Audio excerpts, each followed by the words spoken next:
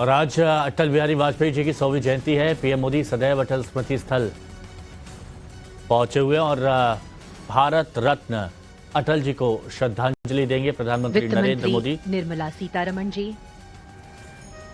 Rail मंत्री अश्विनी वैष्णव जी तथा अन्य केंद्रीय मंत्रियों समेत अनेक गणमान्य व्यक्ति आज सदैव अटल पर पुष्पांजलि अर्पित कर श्रद्धेय अटल बिहारी वाजपेयी जी को स्वागत करेंगे।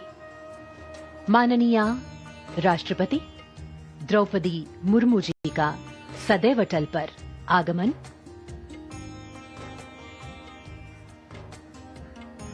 उनका अभिवादन करते हुए उपराष्ट्रपति, माननीय प्रधानमंत्री, माननीय गृह मंत्री, लोकसभा अध्यक्ष यहां सदैव अटल पर।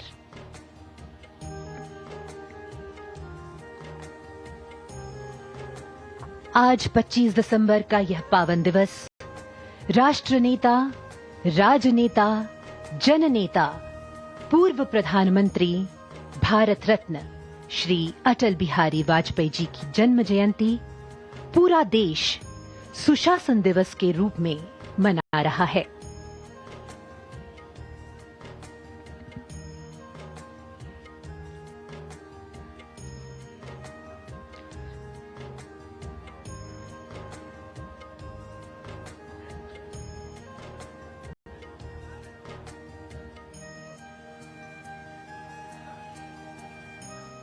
हिमांशु तिवारी हमारे सहयोगी इस वक्त हमारे साथ में जुड़ चुके हैं।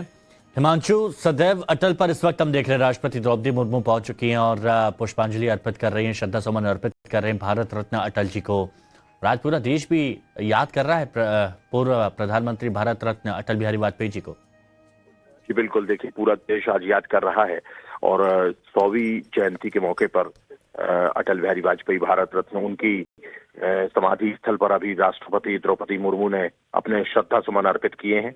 अब उपराष्ट्रपति अपने श्रद्धा सुमन अर्पित कर रहे हैं, उसके बाद प्रधानमंत्री, उसके बाद में पूर्व राष्ट्रपति कोविंद हैं, उसके बाद में गृह मंत्री अमित शाह हैं, फिर उसके बाद में लोकसभा के जो अध्यक्ष हैं बिरला जी, वो अपने श्रद्धा सुमन अर्पित कर पर मौजूद है। तो एक एक करके अपने श्रद्धा सुमन यहाँ पर अर्पित किए जा रहे हैं। इस मौके पर जो शास्त्रीय संगीत का आयोजन भी किया गया है, साथ ही यहाँ पर न सिर्फ एनडीए के लीडर्स मौजूद हैं बल्कि केंद्रीय कैबिनेट के, प्रधानमंत्री की कैबिनेट के जो मेंबर्स हैं वो भी यहाँ पर मौजूद हैं। संतों को भी यहाँ बुलाया गया है, अलग अलग धर्मों के संत जो हैं वो यहाँ पर आपको देखने को मिल सकते हैं। सेना के जो रिटायर्ड जनरल्स हैं वो यहाँ पर आए हुए हैं। तो तमाम देश भर के जो गणमान्य नागरिक हैं वो यहाँ पर आए हुए हैं और अपने श्रद्धा सुमन अटल बिहारी वाजपेयी, जो कि भारत के प्रधानमंत्री भी रहे और भारत रत्न है, उनको अपने श्रद्धा सुमन अर्पित कर रहे हैं। लगातार यहाँ पर सुबह से ही जो तमाम अटल जी को चाहने वाले लोग हैं वो यहाँ पर एक एक करके आ रहे थे और भारी संख्या में यहाँ पर जो है अटल जी के चाहने वाले लोग भी यहाँ पर मौजूद हैं। और देखिए रामनाथ कोविंद जी फिलहाल जो है यहाँ पर अपने श्रद्धा सुमन अर्पित कर रहे हैं। उसके बाद में गृह मंत्री अमित शाह पंक्तिबद्ध तरीके से एक एक करके सभी जो गणमान्य नागरिक हैं वो अटल जी को अपने श्रद्धा सुमन अर्पित कर रहे हैं। और यहाँ पर सदैव अटल जो है, जब उनकी मृत्यु हुई उसके बाद में यहाँ पर सदैव अटल समाधि स्थल का निर्माण किया गया। केंद्र सरकार की तरफ से, प्रधानमंत्री नरेंद्र मोदी की तरफ से ये प्रस्ताव लाया गया था। उस दिन से लगातार यहाँ पर जब भी उनकी जयंती आती है या पुण्यतिथि होती है, दोनों ही मौकों पर यहाँ पर केंद्र सरकार के संस्कृति मंत्रालय की तरफ से विशेष कार्यक्रम का आयोजन किया जाता है। और देखिए लोकसभा स्पीकर ओम बिरला ने भी अपने श्रद्धा सुमन अर्पित किए। एक एक करके तमाम जो एनडीए के और संवैधानिक पद पर बैठे हुए लोग हैं वो एक एक करके यहाँ पर अपनी श्रद्धा सुमन अर्पित कर रहे हैं। यदि हम सदैव अटल की बात करें तो यहाँ पर अटल जी की समाधि के चारों तरफ जो है एक कमल पुष्प की आकृति बनाई गई है और कमल पुष्प की आकृति के बीच उनकी समाधि स्थल बनाया गया है। और पुष्प की आकृति में प्रत्येक पंखुड़ी, जो कहना चाहिए कि प्रत्येक पंखुड़ी में अटल जी द्वारा रचित जो रचनाएं हैं उनका भी उल्लेख वहां पर किया गया है। तो अलग अलग जगहों पर, जैसे कि मैं मेरी नज़र जो पड़ रही है जहाँ पर उनकी एक कविता लिखी हुई है कि टूटे हुए पत्तों से टूटी बासंती स्वर, पत्थर की छाती में उग आया नव अंकुर। ये उनकी एक कविता का अंतरा था जो मैंने अपने दर्शकों को सुनाया है।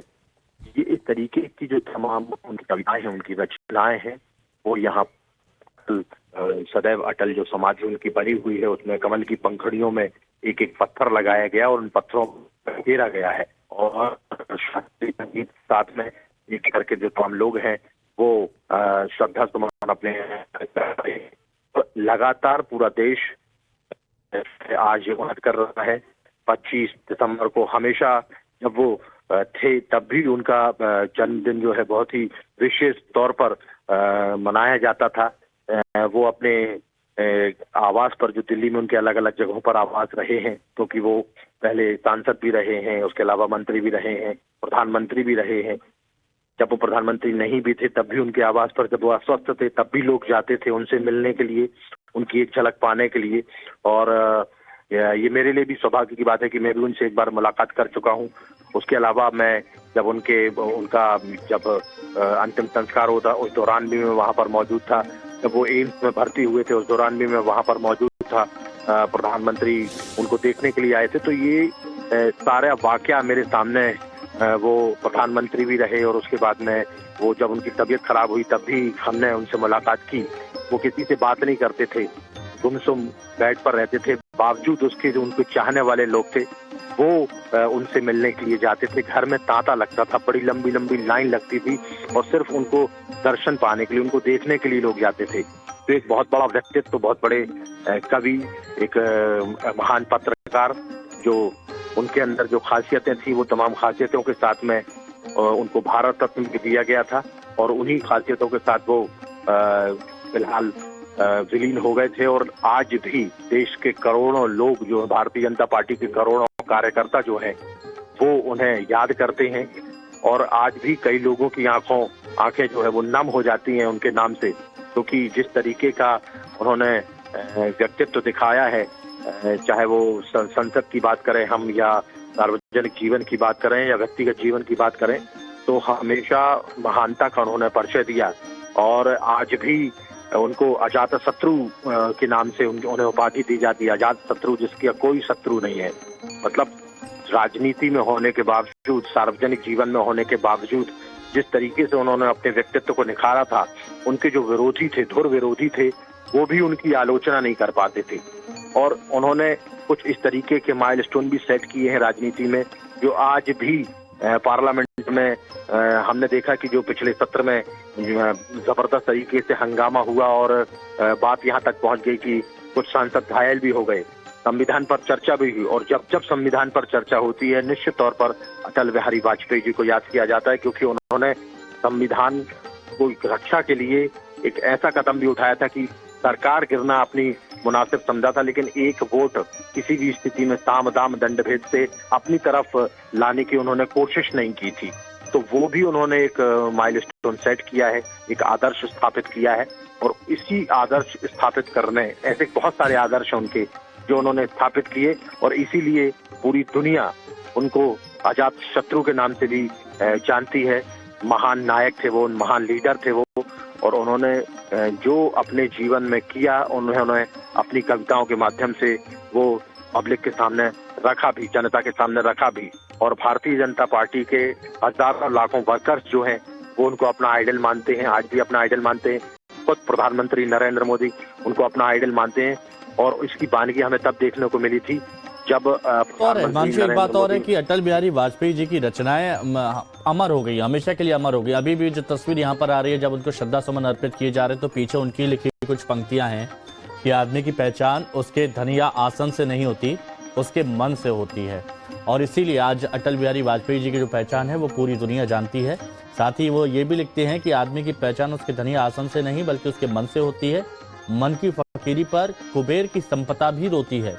तो आप सोचिए कि कितना गहरी बातें वो कह जाते थे, और वो भी सहज सरल शब्दों में कह जाते थे। और बाकी उपलब्धियों की बात करें तो पूरा देश, पूरी दुनिया जानती है कि प्रधानमंत्री के रूप में अटल बिहारी वाजपेयी जी ने क्या किया, चाहे वो परमाणु पोखरण परीक्षण हो, कारगिल युद्ध हो, सड़कों का जाल बिछाना हो, सड़क विकास परियोजनाएं हो, कविता और राजनीति का संगम हो, नेहरू के प्रति सम्मान हो या पाकिस्तान के प्रति उनका दृष्टिकोण, सभी बखूबी जानते हैं।